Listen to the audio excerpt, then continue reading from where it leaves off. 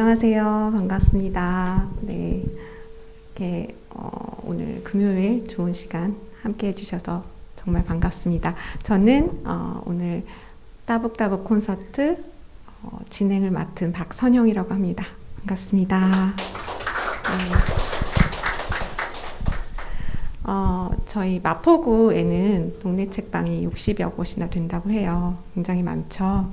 그래서 그 동네 책방을 운영하시는 책방지기들은 항상 뭔가 이렇게 여러분들을 독자분들을 위해서 항상 고군분투하고 또 이렇게 꾸준히 유지해 나가기 위해서 노력하고 있습니다. 그래서 오늘과 같이 또 이렇게 마포 동네 책방 페스티벌 따북따북 북 콘서트와 같은 이런 북 콘서트를 마련한 이유도 이렇게 동네 책방을 응원하고자 하는 그런 취지에서 마련이 된 것이에요. 그래서 저 번역가의 서재 또 함께하게 돼서 너무 영광이고 또 반갑습니다. 그리고 이렇게 여러분들 덕분으로 이렇게 이런 행사를 잘 치르게 돼서 먼저 감사하다는 말씀 드리고 싶습니다. 그리고 박수 감사합니다. 그리고 저희 번역가의 서재를 잠깐 뭐 다 아시지만 좀 소개를 해드리면 현역 번역가인 제가 이렇게 좋은 번역서를 좀 알리고 싶어서 만든 책방이고요. 좋은 번역서를 큐레이션해서 책도 알리고 또 이렇게 북 콘서트 혹은 뭐 독서 모임 혹은 뭐 언서 읽기 모임 등등 다양한 프로그램을 통해서 이렇게 단단한 커뮤니티를 만들어가고 있습니다. 벌써 5년 차에 접어드는데요. 해마다 점점 더 뭔가 끈끈한 그런 유대가 생기는 것 같아서 너무나 감사하고 또 반갑고 그렇습니다. 앞으로도 꾸준히 좋은 모습으로 함께 하도록 하겠습니다. 이쯤으로 번역가의 서재에 대한 소개를 마치고 오늘 되게 기대하셨던 북 콘서트이죠. 그래서 사실 저는 이 정도로 소개하고 아마 다 머릿속에 있으실 박정훈 번역가님이자 기타리스트님에게 바톤을 넘기도록 할 겁니다. 이게 1부와 2부로 진행되는 그런 행사여서요. 일단 1부 오늘 박정훈 번역가님께서 기타리스트님께서 두 가지 역할을 해주셔가지고 아무튼 번역가님이시자 기타리스트이신 박정훈님과 함께 1부를 오늘 60분간 좋은 시간 마련하도록 하겠습니다. 여러분 경청해 주십시오. 감사합니다. 박정훈입니다. 머릿속에 뭔가 계획이 있을 거라고 하셨지만 지금 백지 상태입니다.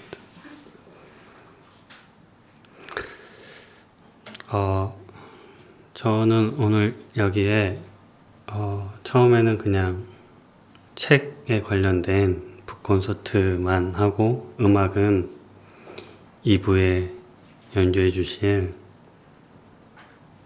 박정희 선생님께 다 맡기려고 했다가 포스터를 만들잖아요. 사진이 없더라고요. 기타를 들고 있는 사진밖에 없더라고요.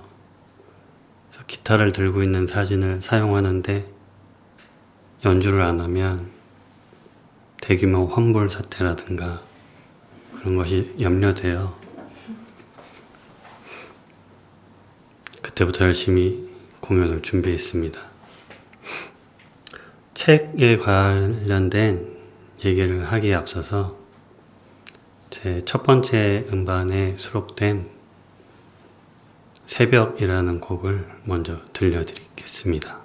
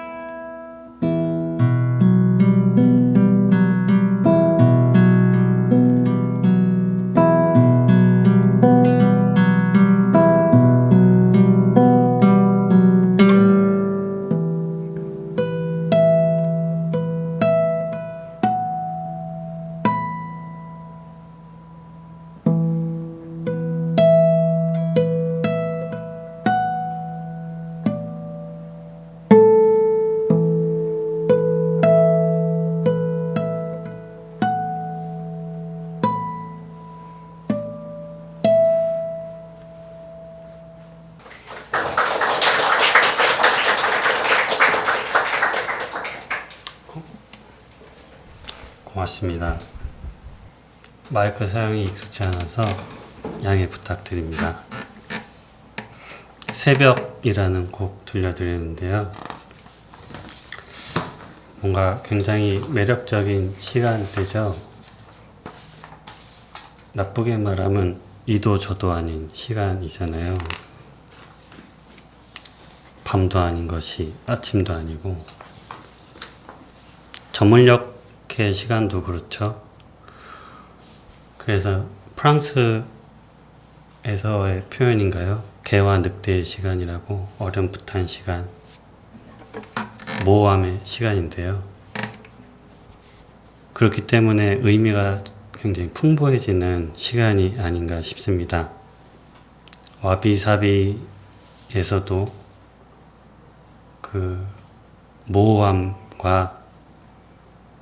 많은 의미를 낳는다는 구절이 있는데요. 제가 와비사비를 번역하면서 여러 가슴에 맺히는 문장들이 있지만, 기억나는 것 한 가지는 모호함이나 애매함을 설명할 때는 명확해야 된다는 구절이 있어요. 모호한 것을 모호하게 설명하는 게 아니라, 모호함은 명확히 설명해야 그 모호함이 제대로 드러난다는 말인데요. 에릭 사티의 곡 같은 것이죠. 사티도 그렇고 드뷔시도 그렇고 라벨도 그렇고요. 화음이 굉장히 모호한 화음을 많이 사용하지만 그 화음은 굉장히 명확하게 연주해야 됩니다.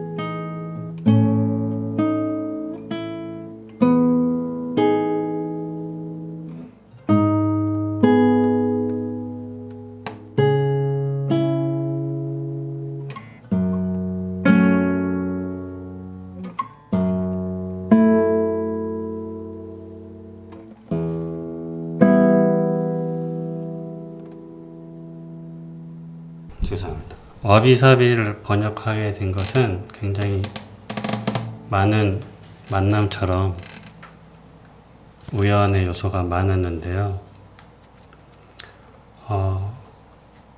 여러 장르의 예술가 분들이랑 남산 숲 예술학교라는 프로그램을 진행한 적이 있어요.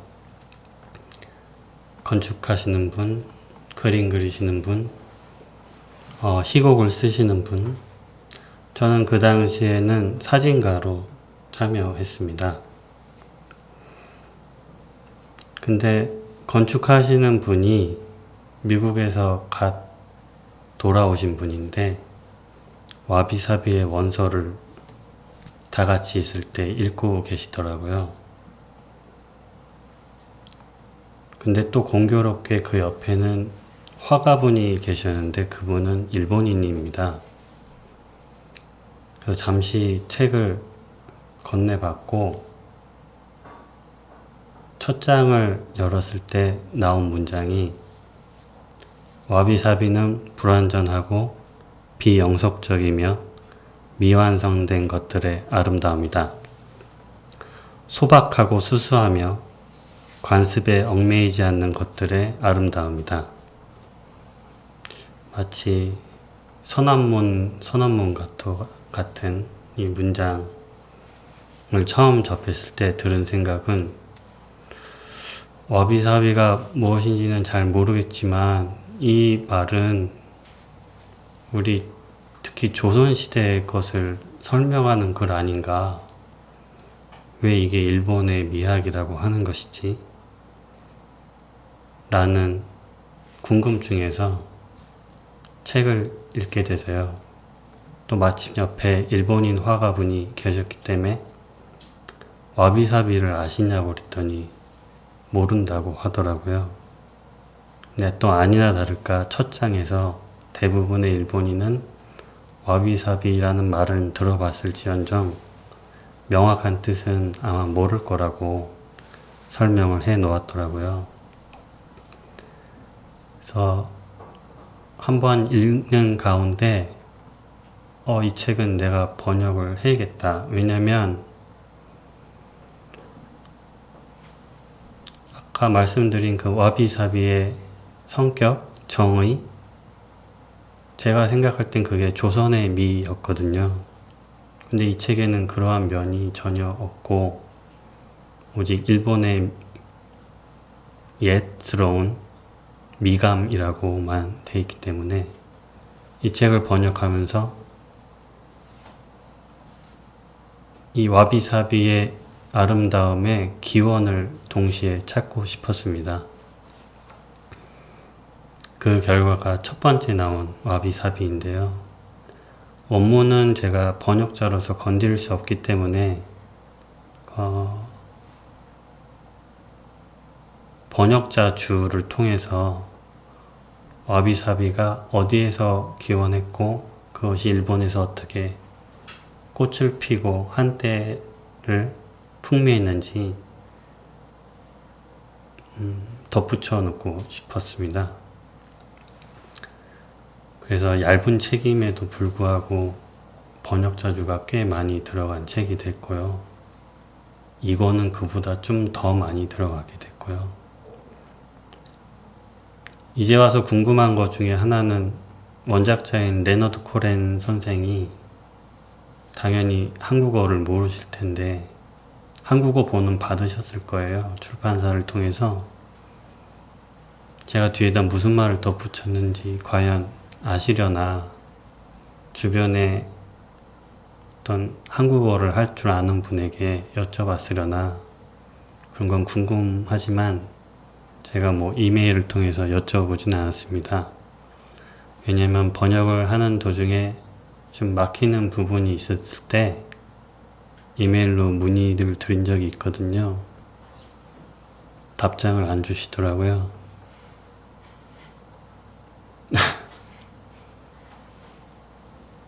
그냥 안부 인사에는 답장을 꼭 주세요. 질문하면 답장을 안 주세요. 처음에는 일식이라고 생각을 했다가 그냥 번역이란 것을 온전히 저에게 맡긴 그런 사려 깊은 행동 아니었을까 라고 생각을 하게 됐습니다. 물론 진위는 알 수 없지요. 여전히 알려주지 않으시니까요. 와비사비라고 할 때는 사실은 붙여 쓰지만 사실은 왜 붙었는지 아는 이가 없는 두 단어의 조합이죠.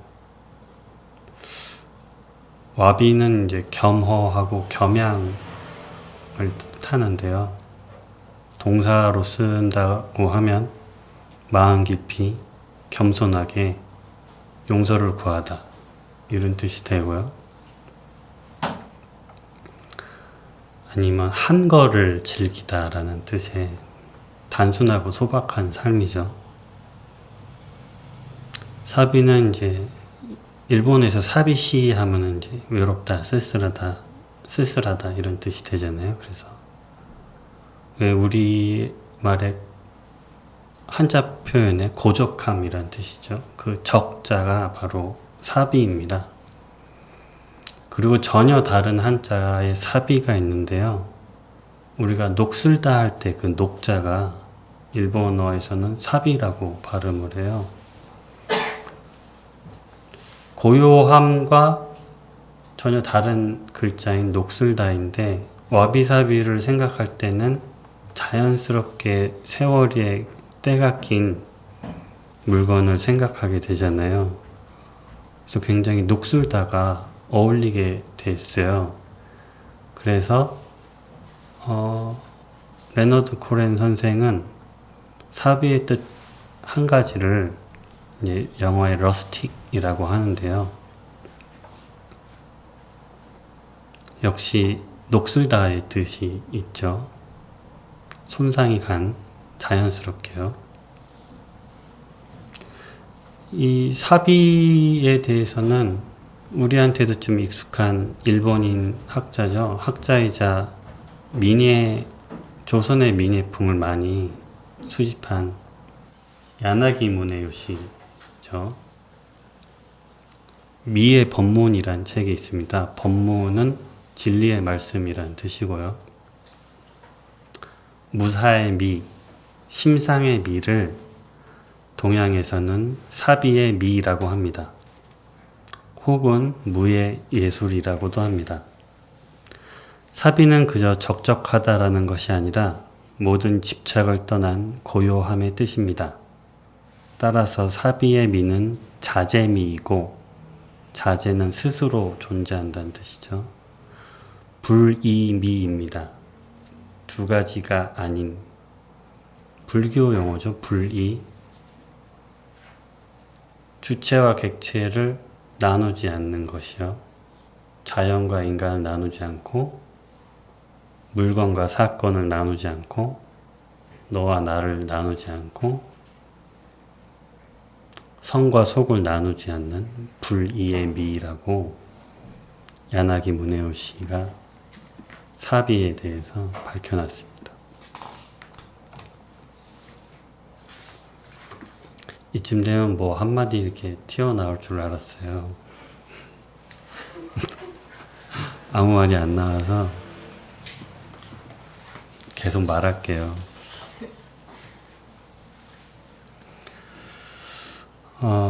와비사비 할 때 빼놓을 수 없는 인물이 바로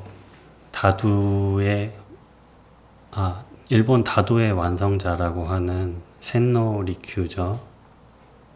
저는 혼자 말할 때는 선생이라고 존칭을 붙였습니다. 왜냐하면 굉장히 존경하는 분이기 때문에.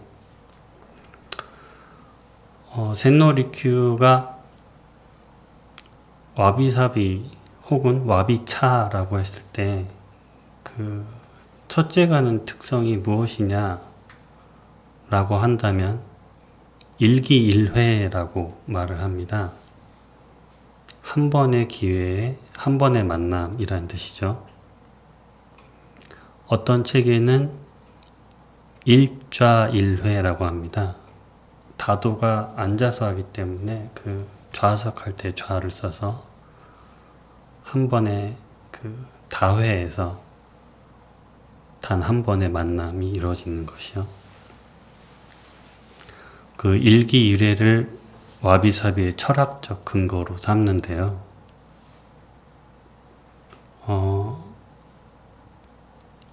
서구에서 가장 중요시하는 덕목 중에 하나가 영원함이잖아요. 영속성. 그래서 서양 문화의 가장 근간이 되는 기독교가 중요시하는 게 죽음 이후의 영생이죠. 하지만 일기일회는 굉장히 동양적인 사고라 비영속성의 아름다움을 말하고 있습니다. 앞서 처음에 책 표지를 넘기자마자 나온 문장 다시 한번 인용해 드리면 와비사비는 불완전하고 서구에서의 신은 완전하죠. 비영속적이며 천국은 영원하죠. 미완성된 것들 네, 아름다움이다. 이 일기일회는 선불교의 격언을 리큐가 자기 식대로 표현한 말인데요. 바로 이 순간 발생하는 모든 것에 관심을 기울여서 지금 여기에 온전히 머물게 한다는 의미가 됩니다. 법정 스님의 글을 좋아하시는 분들께는 익숙한 단어일 수도 있는데요.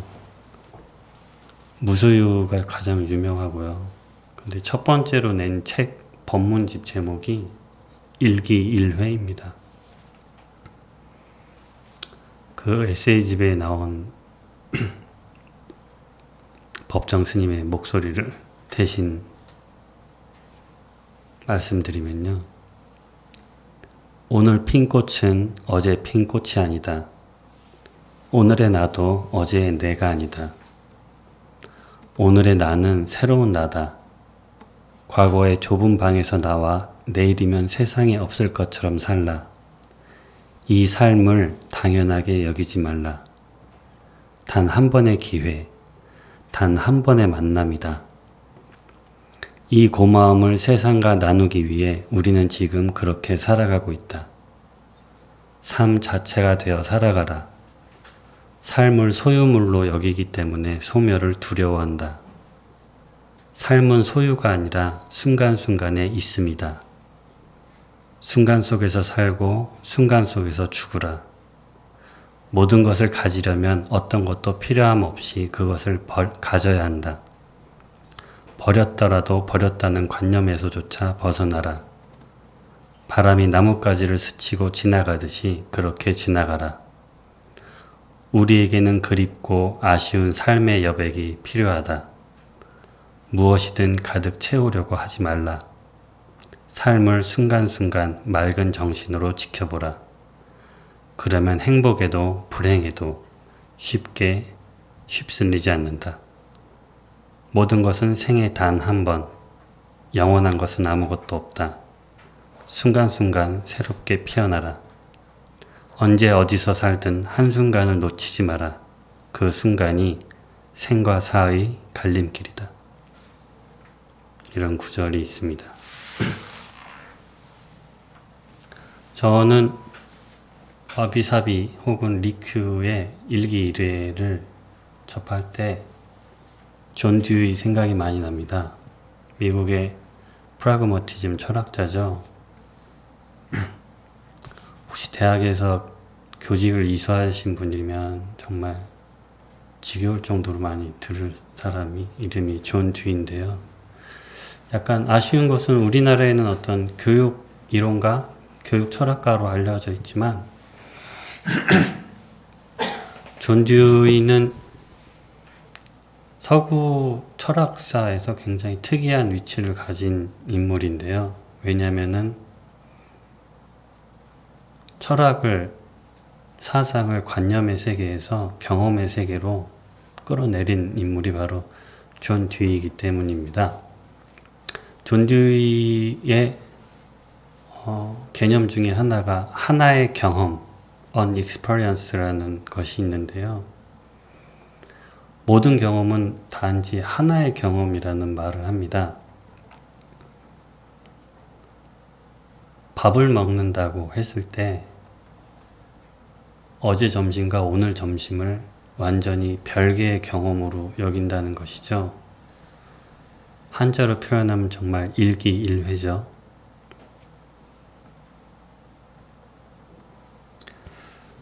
예술에 있어 경험으로서의 예술이라는 책에 뭐라고 나와 있냐면 단일한 경험은 그 식사, 그 폭풍, 그 깨진 우정들과 같은 고유한 이름을 붙일 수 있는 단일한 특성을 갖는다. 하나의 경험이 이와 같은 단일한 특성을 가질 수 있는 것은 경험을 구성하는 다양한 요소들에도 불구하고 경험 전체가 하나의 독특한 질성으로 묶여있기 때문이다. 영어에서는 명사 앞에 더 혹은 d를 붙이면 일반 명사가 고유 명사가 됩니다. 점심에다가 더를 붙이면 다른 점심과 구별되는 단 하나의 점심이 되는 거죠. 비틀즈는 그냥 딱정벌레지만 더 비틀즈 하면은 우리가 아는 영국의 밴드가 되죠. 그래서 나만의 더를 붙이는 일, 그 하나의 경험을 독특함으로 만드는 일, 다시 말해서 일기일회를 내가 수용하는 일, 그것이 이제 리큐가 설파한 와비사비의 정신이죠.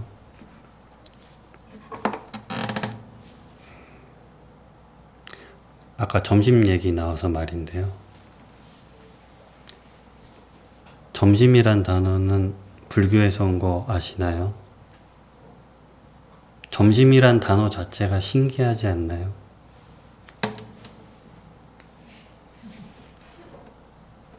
불 밝길 점자에 점등하다. 불 밝길 점자에 마음 심자예요. 마음에 불을 붙이는 게 점심입니다. 뭔 얘기냐면 사찰에서 수도승들이 하루에 2끼 먹거든요. 아침이랑 저녁. 그 사이에 당이 떨어져서 몸의 에너지를 끌어올리려면 뭘 하나 더 먹어야 돼요. 그게 점심이에요. 그래서 먹어서 몸과 마음을 불지핀다. 요즘 말로 하면은 당 끌어올리는 거죠. 그래서 점심이란 단어에는 굉장히 불교적이고 철학적인 의미가 있습니다.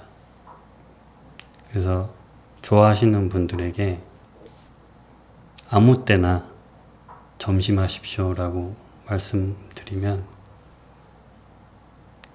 복 받으실 겁니다. 되게 아름다운 말 아닌가요? 마음에 불을 지피다. 점심. 그래서 점심은 절대 런치가 될 수가 없습니다. 단지 정말 밥만 먹으면 런치가 되고요. 어느 때라도 밥을 먹으면서 그 먹은 것으로 인해서 내 몸과 마음에 불이 지펴지면 여러분들은 점심하신 것이죠. 자꾸 올꽃처럼 막. 이때쯤엔 또 한마디 저에게 하실 줄 아는데요. 저랑 말 섞기가 싫으신 것이.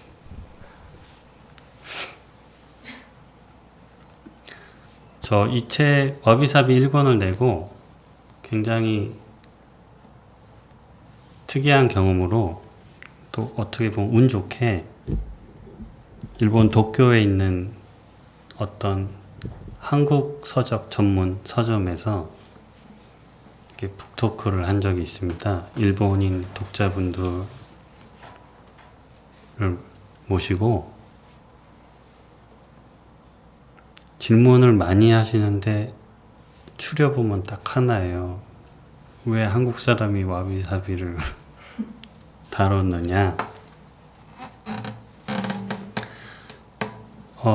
많은 분들? 안 유명한데요.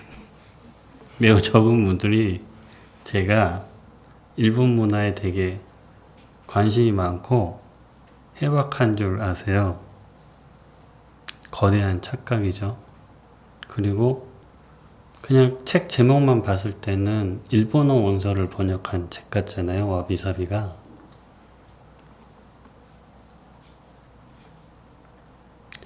와비사비 냈을 때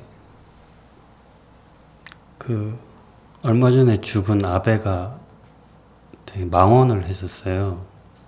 그리고 수출 규제를 해서 노제팬 운동이 굉장히 강하게 불었던 때라 심지어는 번역서들도 일본에서 나온 번역서들도 판매가 좀 주춤했던 시기인데요. 제목부터 굉장히 외색이 짙지 않습니까? 와비사비. 중간에 사자 빼면 와사비가 돼요. 그리고 책 표지 자체도 되게 외색이 짙잖아요. 일본풍이라고 해야 되나? 전 그냥 옛날 말이 입에 붙어서 외색이라고 합니다. 그래서 몇 군데 서점에서 저 책을 가지고 뭘 하려다가 신청자가 아무도 없다고 해서 못한 적이 있는데요. 도쿄에서는 또 했습니다. 저 질문의 대부분은 왜 한국 사람이 일본인도 잘 모르는 일본의 옛 미적 감성을 번역했느냐인데요. 저는 일본 문화에 별로 관심이 없고요. 몇 가지 욕을 제외하고는 일본어를 잘 모릅니다. 제가 일본에 관심 있는 것은 우리 한반도에서 건너간 것이 일본 땅에서 어떻게 뿌리 내리고 일본인의 정서와 만나서 열매를 맺고 꽃을 피웠는가에 대해서 관심이 있어요. 저는 그것의 정점이 와비사비라고 생각했기 때문에 번역을 한 것이고, 그래서 그거를 제외하면은 저는 일본에 관련된 것을 별로 번역하거나 따로 공부하고 싶은 마음은 없습니다. 두 책에서 많이 인용되는 존 카터 코벨 박사님도 마찬가지지만 교토 다이도쿠지의 불화를 연구하러 미국에서 건너갑니다. 연구하다 보니까 자꾸 막히는 거예요, 이분이. 왜 막힐까? 좀 더 파고 들어가 보니까 자신이 공부했던 일본어는 대부분 고려시대 때 건너온 것이란 걸 나중에 깨닫게 돼요. 그래서 카터 코벨 박사가 한국으로 들어오죠. 그래서 여기서 연구를 하려고 하는데 정부에서 비자를 안 내줬습니다. 그때가 김영삼 정부 때인데요. 그런 의도를 가지고 여기에 왔으면 지원은 못 해줄 망정 적어도 자유롭게 활동할 수 있게 비자를 넉넉하게 해줬어야 되는데 여행 비자로 들어왔다가 때 되면 다시 일본으로 가고 다시 여행 비자로 들어왔다가 사비를 털어서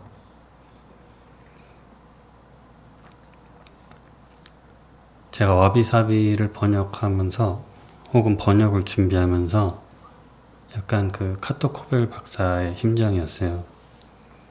번역하는 것에 막히는 부분은 다 고려와 조선 좀 더 멀리 올라가면은 백제의 그 미적 해답이 있더라고요.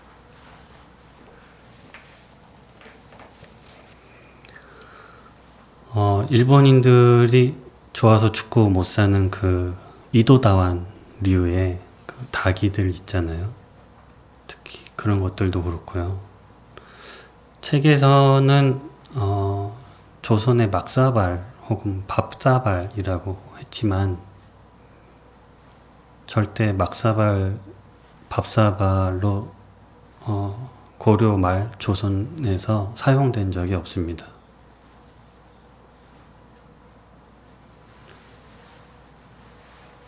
가장 최근의 조사와 연구에 따르면 달의식 있죠? 그 사찰에서 하는 달에나 차례나 사실 같은 말이죠. 차 다자 차차자니까요. 그래서 명절 차례상에 고기술을 올리면 안 됩니다. 차례니까요. 차로 예를 바치는 거니까요. 초파일에 사찰 가시면 정말 차랑 떡밖에 없어요. 차례상은 그렇게 지내는 것이고요. 제사상은 약간 주지육림으로 해도 괜찮겠죠. 유교식으로.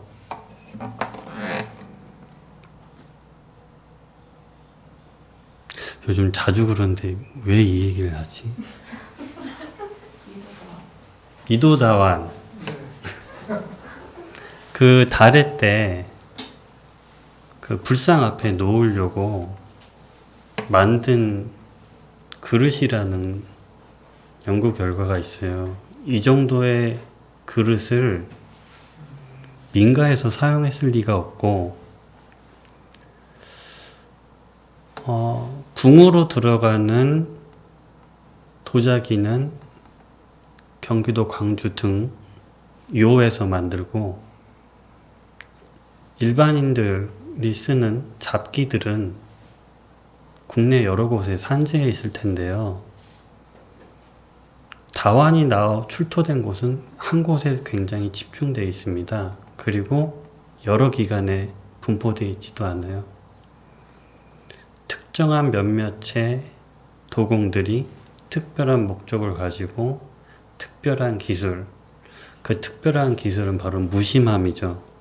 캐주얼이라고 존 카토코벨 박사가 번역하는데요. 그 무심함의 기술을 가지고 만든 것이 바로 조선의 다완이다라고 설명을 합니다.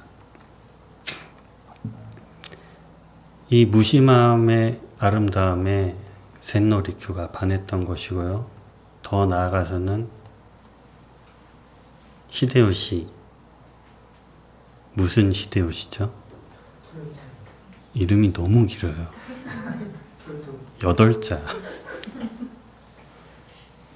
저 어렸을 때 이렇게 만화 보면은, 애국 만화 보면은 뭐 의병대장 곽재우 뭐 이런 거 보면은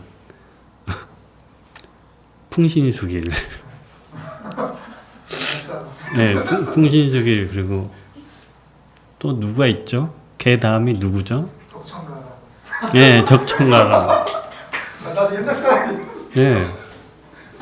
뭐 그렇게 나와 있어서 얘는 어디서부터 성이고 어디서부터 이름이지? 풍신수길인가? 풍신수길인가? 알 수가 없었어요. 왜냐하면 주변에 일본에 관해서 아는 분이 한 분도 없었거든요. 심지어 20살 중반에나 와서야 그걸 알게 됐습니다. 그만큼 일본 문화에 대해서 별로 관심이 없었어요. 히데요시가 끝내는 그 다완에 미쳐서 혹자는 임진왜란을 다완 때문에 벌인 전쟁이라고도 평가하잖아요. 왜냐면 전쟁 도중 그리고 전쟁 말기 때 조선의 많은 도공들을 일본으로 데려갔거든요.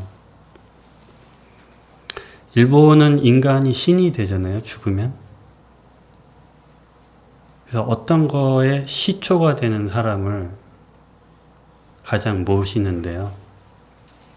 일본의 도공의 신이 이삼평이라는 분입니다.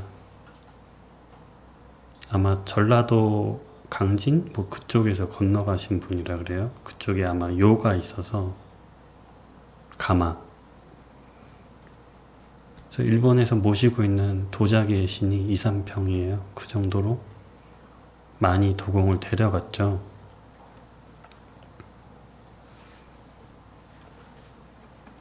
그런 걸 생각했을 때 와비사비 시대 때도 그렇고 지금까지 일본인들이 그렇게 죽고 못 사는 조선의 사발은 절대 막사발이 아니란 생각이 듭니다. 지금 몇 시인가요? 20분이요? 그거밖에 안 지났어요. 이렇게 말을 많이 하는데. 아까 풍신수길 할 때 반응이 제일 좋았던 것 같고요. 뭐또 이런 드립을 좀 쳐야 여러분들이 리액션을 해주실 것 같아요. 아까 되게 웃으시더라고요. 풍신수길. 그런 게 없는데.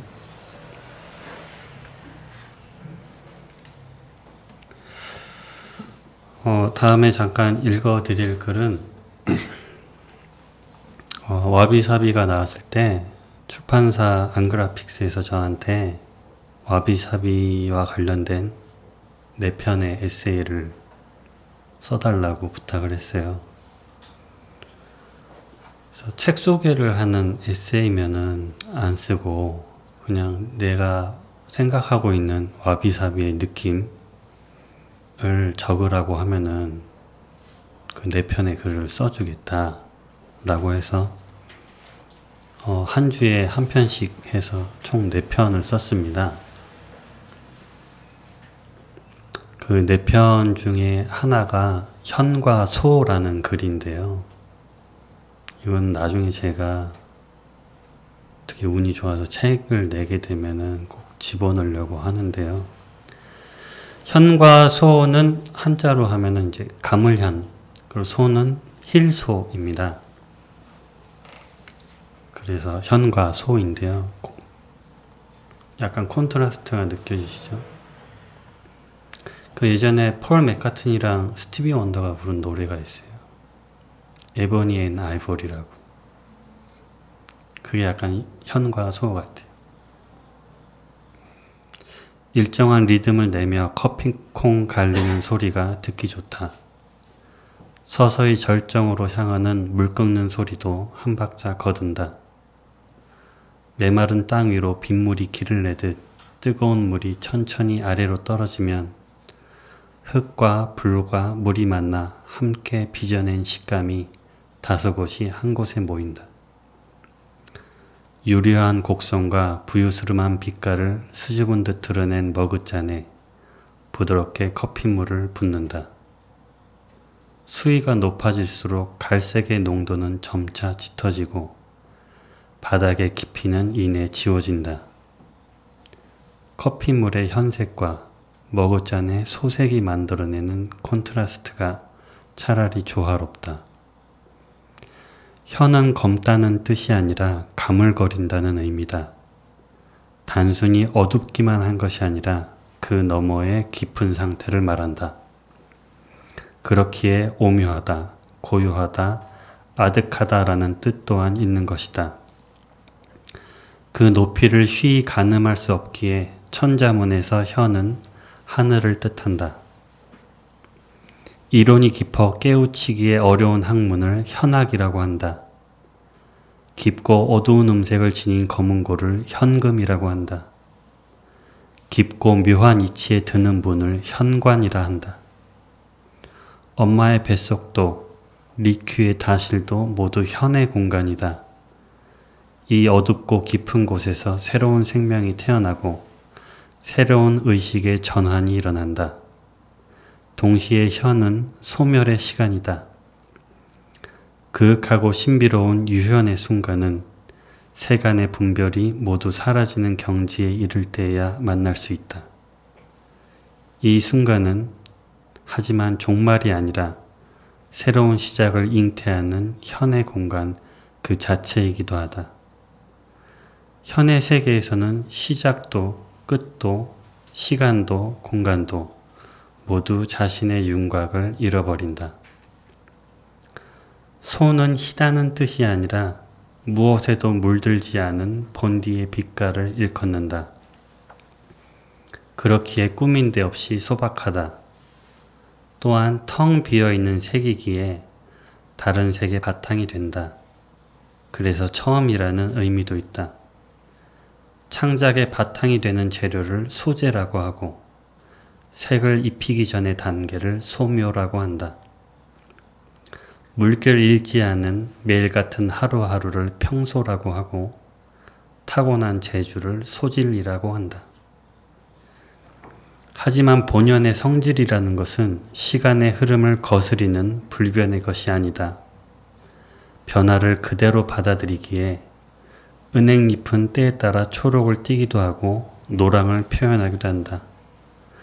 때문에 초록도 노랑도 모두 은행잎의 소색이 된다.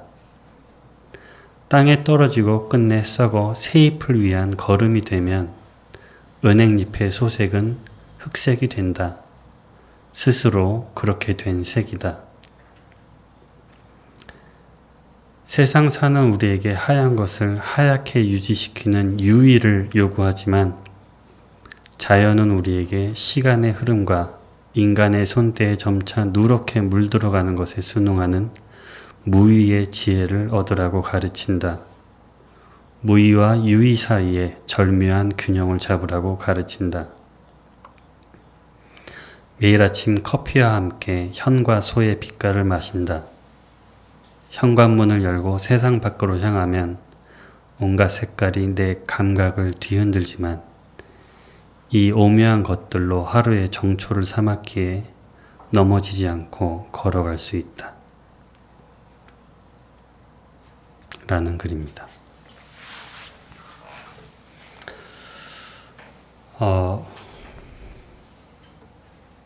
보통 적어도 기와집 정도는 돼야 집에 현판을 걸잖아요. 당호라고 하죠. 집당자, 불을 호자에서. 저는 제 집도 아니고 기와도 아닌데 당호가 있어요. 현판은 없어요. 걸 데가 없거든요. 소사헌이라고 합니다. 힐소자, 실사자, 집헌자 해서 흰색 실의 집이란 뜻인데요. 실제로 모든 침구류가 다 하얗습니다. 그래서 소사헌은 아니고 묵자 아시죠? 아까 8시 제가 8시에 시작했는 줄 알았어요.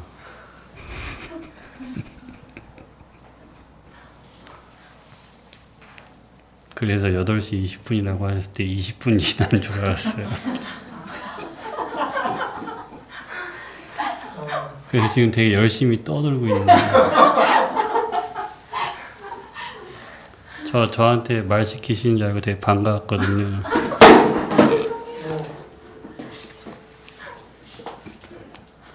되게 안 맞은데 왜 맞은 것 같지? 이게 그냥 제 공연이 아니고 그래서 시간을 지켜달라고 하셨거든요.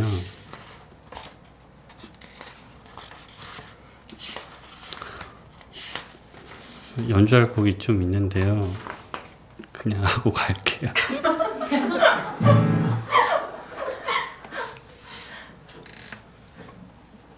제가 몇 분 지났죠? 라고 여쭤볼 걸 그랬어요. 소사원에 살고 있습니다. 그 묵자가 공자 맹자 할 때 그 묵자요.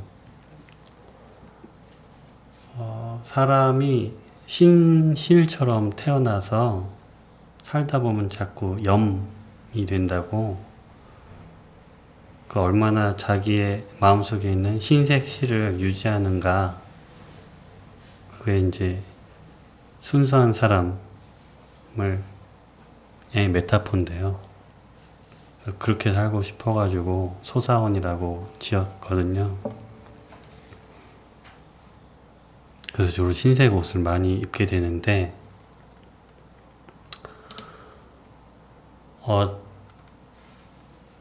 언젠가 어느 스님께서 왜 이렇게 흰색 옷을 좋아하냐고 물으셨을 때 2가지 이유를 답했거든요. 흰색을 계속 흰색으로 유지시키려는 저의 유의의 노력이 좋고요, 일단. 그럼에도 불구하고 시간이 지남에 따라 조금씩 누래지는 그 시간과 변화의 불가항력, 그것을 느끼게 해줘서 저는 흰색이 좋습니다. 표백은 하지 않아요. 왜냐하면 와비사비의 아름다움은 인위적인 방식을 통해서 억지로 흰색을 만들지 않거든요. 흰색이 자연스럽게 빛바래지는 그 과정을 아름다움으로 여기는 거죠.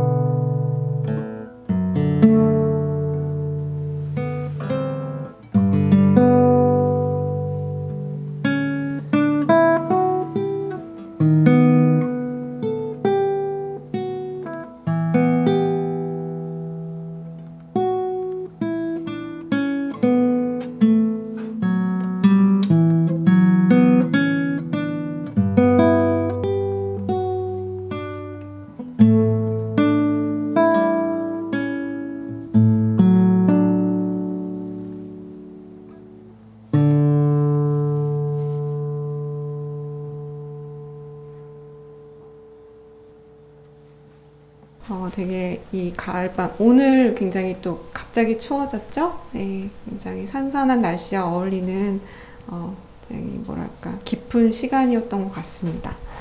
네. 이 동네 책방에 이런 다양한 프로그램들이 많아서 앞으로도 그 따북따북 북 콘서트는 계속 이어진다고 하니까요. 관심 많이 가져주시고 또 저희 번역가의 서재 이 북 콘서트도 2부가 또 다음 주에 이어집니다. 그래서 2부는 이렇게 가야금 네, 미리 예고해드리면 네, 가야금 연주를 들으실 수 있습니다.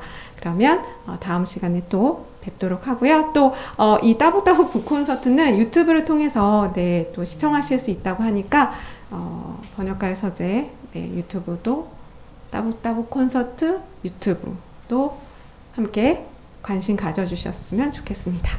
감사합니다, 여러분.